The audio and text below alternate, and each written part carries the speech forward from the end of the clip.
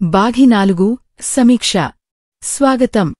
ఈరోజు మనం మాట్లాడబోయే సినిమా బాఘి 4.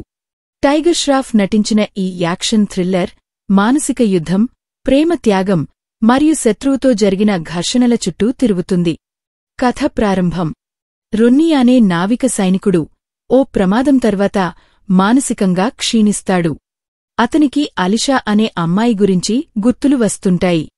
కాని అతని చుట్టూ ఉన్నవారు అలిషా అసలు లేరని అంటారు.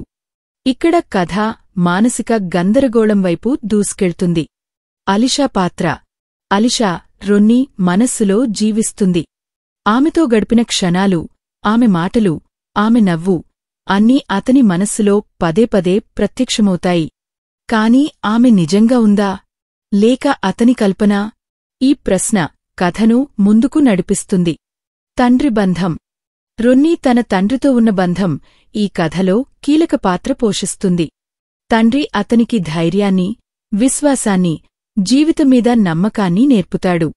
ఈ బంధం రొన్నీకి మానసిక స్థిరత్వాన్ని కలిగిస్తుంది. శత్రువు సంధానం. సంజయ్ దత్ పాత్ర ఒక శక్తివంతమైన శత్రువు. అతని కుట్రలు, మాటలు మరియు శక్తి రొన్నీని మానసికంగా, శారీరకంగా కుదిపేస్తాయి.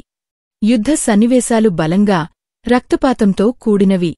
విజువల్స్ స్టైలిష్గా, కాని కొంతవరకు అతిగా ఉంటాయి. ప్రతిష్ఠ పాత్ర. ప్రతిష్ఠ అనే అమ్మాయి రొన్నీ జీవితంలో ప్రవేశిస్తుంది. ఆమె అతనికి కొత్త ఆశను, కొత్త ప్రేమను చూపిస్తుంది. కాని రొన్నీ మనస్సు మాత్రం అలిషామీదే. ఈ ప్రేమ త్రిభుజం కథను మరింత భావోద్వేగంగా చేస్తుంది.